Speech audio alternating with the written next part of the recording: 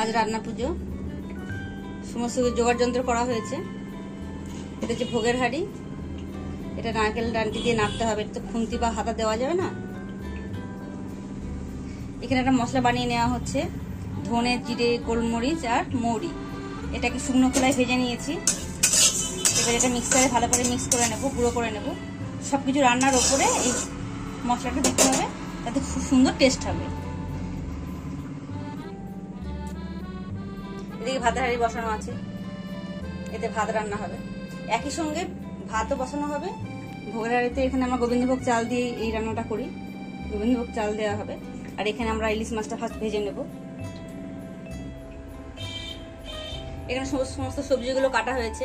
কুমড়ো, আলু, পুঁই শাক এখানে কেটে রাখা হয়েছে। এই যে কুমড়ো, আলু, পুঁই শাক। এখানে কাঁচকলা, বেগুন, পটল এইভাবে কেটে রাখা হয়েছে। সব ধোয়া আছে, এগুলো নুন হলুদ মাখাতে হবে। ঢেঁড়স ভাজা হবে, ঢেঁড়সটা কাটা আছে। আলুগুলো এইভাবে ভাজা হবে। চিচিঙ্গে, করলা এইভাবে কেটে রাখা আছে।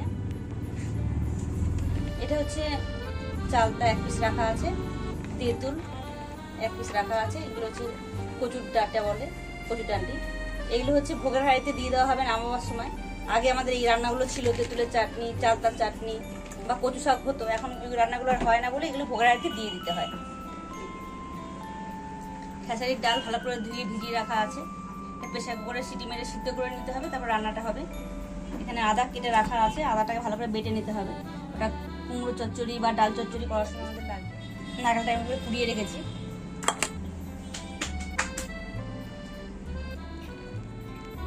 পায়েস হবে, পায়েসের গোবিন্দভোগ চাল, চিনি রাখা আছে। এটা হচ্ছে ভোগের হাঁড়ির জন্য রাখা আছে, গোবিন্দভোগ চাল, চিনি রাখা আছে। ওই নারকেল ছাই হবে, সর্ষের তেল, সাদা তেল সব রাখা আছে।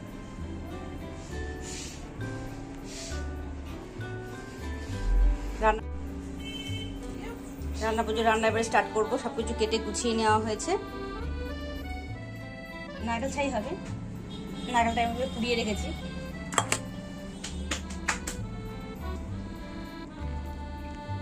পায়েস হবে, পায়েসের গোবিন্দভোগ চাল, চিনি রাখা আছে। এটা হচ্ছে ভোগের হাঁড়ির জন্য রাখা আছে, গোবিন্দভোগ চাল, চিনি রাখা আছে। ওই নারকেল ছাই হবে, সাদা তেল সব রাখা আছে। রান্না পুজোর জন্য ইলিশ মাছগুলো এইভাবে ধুয়ে নিয়েছি। চিংড়ি মাছ নিয়েছি, কুমড়ো দিয়ে হবে। এখানে পোনা মাছও লাগবে, ইলিশ মাছ ভাজা, পোনা মাছ ভাজা।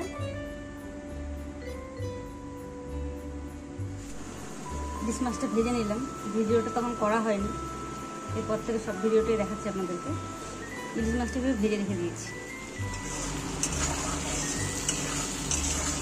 কুমড়ো পুঁই শাকের চচ্চড়িতে চিংড়ি মাছ দিতে হবে, চিংড়ি মাছগুলোকে ভেজে নিয়েছি, ওই তুলে দিচ্ছি।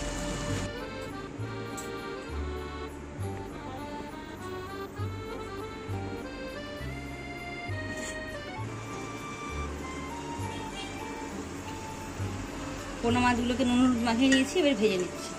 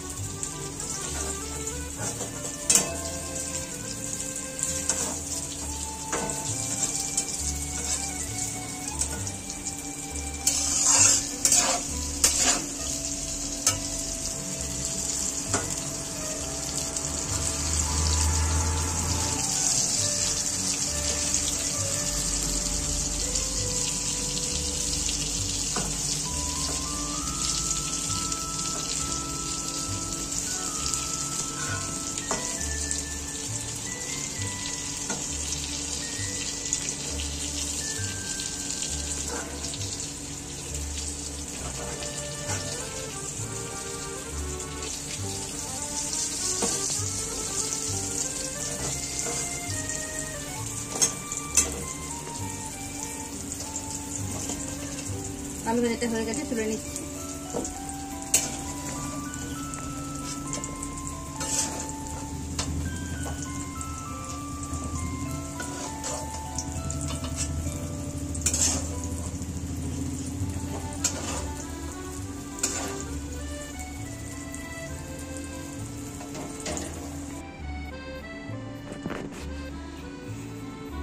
রান্না পুজোর সব ভিডিওগুলো দেখবেন, সবকিছুই বলা আছে এখানে।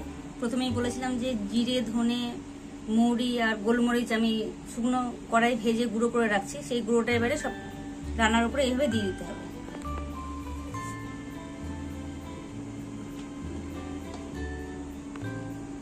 এতে খাবারটা শিগগিরই নষ্ট হবে না, খেতেও খুব ভালো লাগবে। পটলটা ভেজে নিচ্ছে এবারে।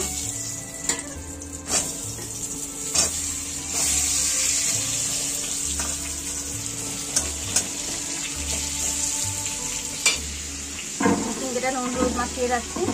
পটলটা ভাজা হয়ে গেলে চিংড়িটা ভাজা করে নেবো।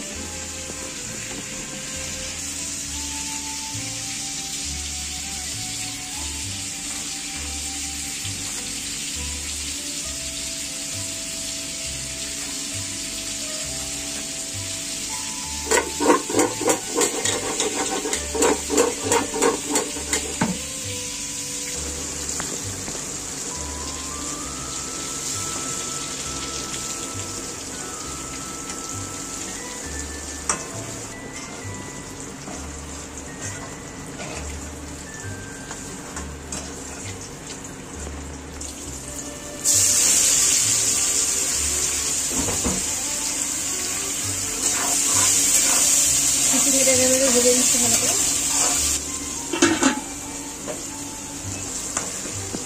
বাকি পটলগুলো সব ভেজে নেবেন।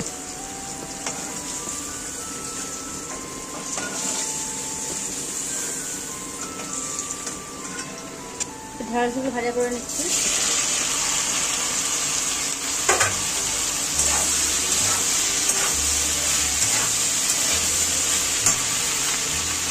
নুন দিয়ে দিলাম ভাজছি।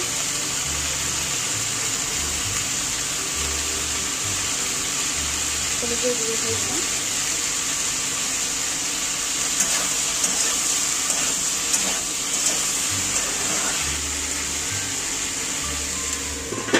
ঢাকা দিয়ে রান্না করছি।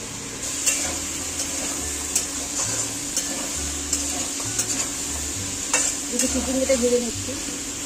5 মিনিট ভেজে রান্না করেছি, ঢাকা খুলে ভালো করে ভেজে নিতে হবে। কলাগুলোকে ভেজে নিতে হবে একইভাবে নুন হলুদ দিয়ে। নুন হলুদ মাখিয়ে রাখছি, এরপর ভেজে নেব।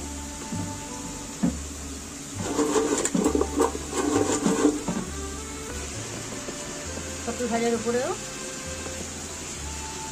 ভাজা মশলাটা দিয়ে দিলাম। তারপরে ঢাকা দিয়ে দিচ্ছিলাম। ঢাকা দিয়ে ভালো করে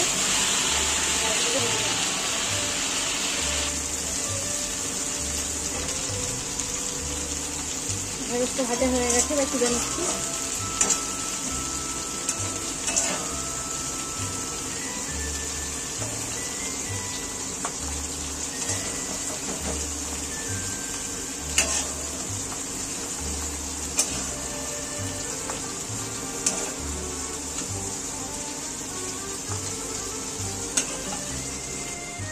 ভাজা মশলাটা এরপরে দিয়ে দিলাম। ঢেঁড়স ভাজা হয়ে গেল। চিংড়ি ভাজাটাও হয়ে গেছে, তুলে নিচ্ছি এবারে তেল ধরিয়ে।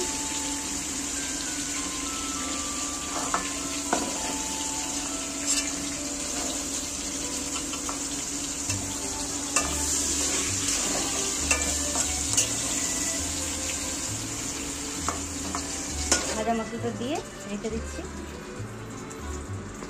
কড়াটাকে নুন হলুদ মাখিয়ে রেখেছিলাম, ভেজে নিচ্ছি।